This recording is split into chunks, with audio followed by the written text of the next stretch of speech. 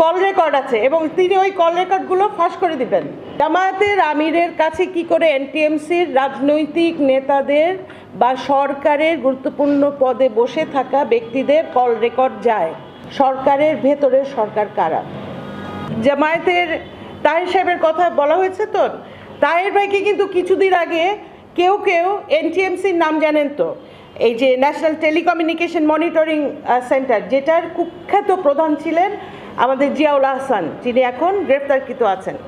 সেই এনটিএমসির প্রধান মানে কেউ বলছিলেন যে পরিচালক নিয়োগ দেওয়া হয়েছে নতুন, সেই পরিচালক নাকি আমাদের জামাতে ইসলামের তাহের ভাই। কেন? কারণ উনি বলেছিলেন ওনার কাছে বিভিন্ন রাজনৈতিক দলের ফোন রেকর্ড আছে, কল রেকর্ড আছে এবং তিনি ওই কল রেকর্ডগুলো ফাঁস করে দিবেন। তাহলে এনটিএমসির সহযোগিতা ছাড়া কখনোই কি আপনি কারো কল রেকর্ড পান কি না বলেন? উত্তর হচ্ছে পান না। এখন এই এনটিএমসি কারা চালাচ্ছে দেখেন, এনটিএমসি কি এখন কাদের হাতে? আমাদের জুলাই গণঅভ্যুত্থানের সরকারের হাতে। এখানে আমাদের স্বরাষ্ট্রমন্ত্রী আছেন, উপদেষ্টা আছেন, স্বরাষ্ট্র মন্ত্রণালয়ের বিশেষ সহকারী এবং সেনাবাহিনীর লোকও আছেন।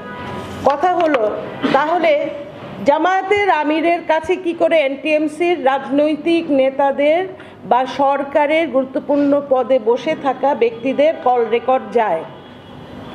এই একটি প্রশ্নের উত্তরে প্রশ্নের ভেতরে সমস্ত উত্তর আছে। সরকারের ভেতরে সরকার কারা এবং কোন স্বচ্ছতা আমাদের এই ডক্টর ইউনূসের ইন্টারিম গভর্নমেন্ট আমাদের নাগরিকদেরকে দিতে পারলেন? কিচ্ছু দিতে পারেন নাই। এখন সময় আসছে, আপনি এগুলো 14 মাস সহ্য করেছেন জুলাই গণ অভ্যুত্থানের প্রতি সম্মান প্রদর্শন করে, ঠিক আছে?